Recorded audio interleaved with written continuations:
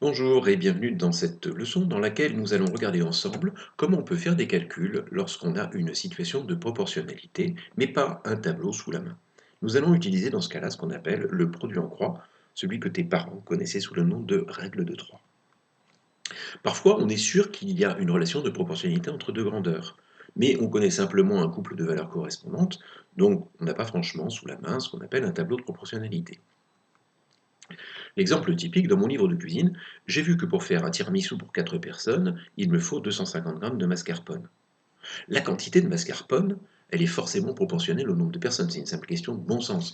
Sinon, les parts vont devenir de plus en plus petites si nous sommes plus nombreux. Alors, maintenant, la question que je me pose, quelle quantité de mascarpone vais-je utiliser si nous sommes 10?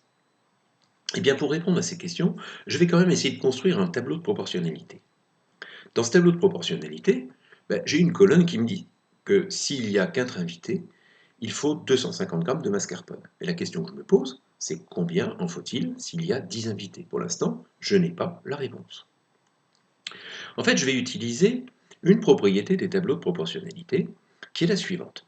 Dans un tableau de proportionnalité, les produits des valeurs des diagonales de deux colonnes sont toujours égaux. Si on fait revenir un tout petit peu mes veaux de la vidéo précédente, eh bien, ici par exemple, j'ai fait figurer simplement les valeurs pour 3 veaux et 5 veaux. Et tu vois que le produit de 3 par 20 est le même que le produit de 5 par 12. Et ce n'est pas du tout dû au hasard. C'est toujours comme ça lorsqu'on a affaire à un tableau de proportionnalité.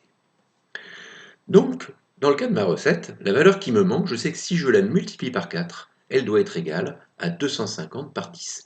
Je cherche un nombre tel que ce nombre multiplié par 4 soit égal à 10 multiplié par 250. Mais si 4 fois ce nombre, c'est égal à 10 multiplié par 250, ça veut dire que ce nombre, c'est un quart de 10 multiplié par 250. Ce nombre, c'est 10 multiplié par 250, et tout cela, je le divise par 4. Il me faudra donc 625 grammes de mascarpone pour mes 10 convives. Alors pour comprendre ce qu'il se passe, on pourrait résumer en disant que pour trouver la valeur qui manque dans un tableau de proportionnalité, il suffit de calculer le rapport, la fraction entre le produit des nombres qui sont dans une diagonale complète, c'est-à-dire où on a toutes les valeurs, divisé par le nombre qui lui est tout seul dans son coin. Application. Si je veux maintenant calculer la quantité de mascarpone pour 7 invités, eh bien, les valeurs qui sont sur la diagonale complète, c'est 250 et 7. C'est toujours mes 250 grammes de mascarpone de la première colonne. Et maintenant, c'est 7 invités puisque c'est le nombre pour lequel je cherche la quantité de mascarpone. Le produit de 250 par 7, c'est 1750. Le nombre qui est tout seul dans sa diagonale, c'est toujours mon 4. Et donc, pour cette personne, il va me falloir 1750 divisé par 4, c'est-à-dire 437,5 grammes de mascarpone. Ici, cette technique du produit en croix, elle est très pratique parce que le coefficient de proportionnalité, on pourrait le calculer, c'est 62,5, ça commence à être un nombre assez compliqué à écrire, à manipuler, faire des multiplications avec ce nombre. Donc le produit en croix, surtout si je n'ai qu'une valeur comme cela à calculer, eh bien ça va aller beaucoup plus vite, et avec l'aide de ma calculatrice, en général, je trouverai facilement le bon résultat.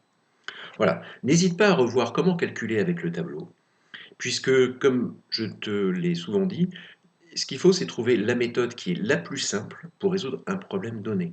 Si dans un exercice de proportionnalité, on te demande juste de calculer une valeur, regarde si tu peux la calculer avec le tableau simplement en faisant une addition ou une multiplication. Sinon, calcule-la avec le produit en croix, c'est ce qui ira le plus vite. Merci de ton attention et à bientôt.